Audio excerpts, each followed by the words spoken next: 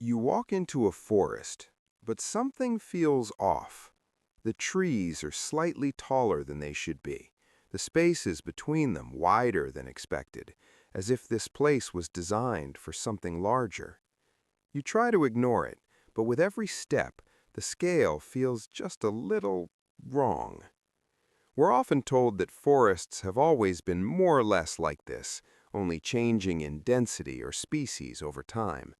The scientific explanation says that in the past, higher carbon dioxide levels and warmer climates allowed plants to grow bigger. And that is true to an extent.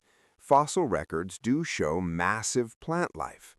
But that explanation answers why they grew, not how far that growth actually went. When scientists study petrified forests, sometimes they find tree remains that push the limits of what should be biologically possible. Trees have natural height limits due to gravity and water transport, yet some of these ancient structures come surprisingly close to those boundaries. They don't break the rules, but they come uncomfortably close.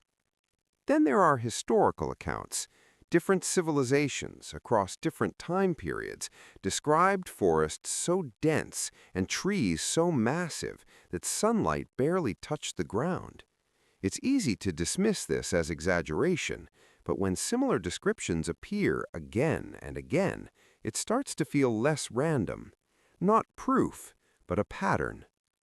Even today, in remote or protected areas, we occasionally find trees that grow far beyond what we consider normal. They're labeled as rare exceptions. But what if they're not exceptions at all? What if they're remnants of something that used to be more common? The reality is, modern forests are not untouched. Thousands of years of logging, agriculture, and expansion have reshaped them. Forests can regrow, but they don't always return to their original state.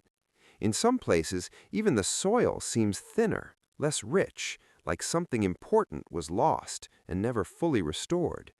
So the question becomes more complicated. Are forests today naturally smaller, or are they reduced versions of what they once were? There's no clear answer, but the same hints keep appearing in fossils, in soil, in old records, all pointing in a similar direction.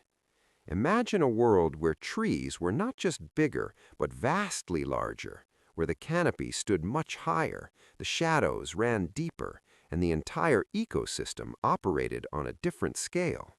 If that world existed, even partially, then what we see today might not be the full picture, just what remains.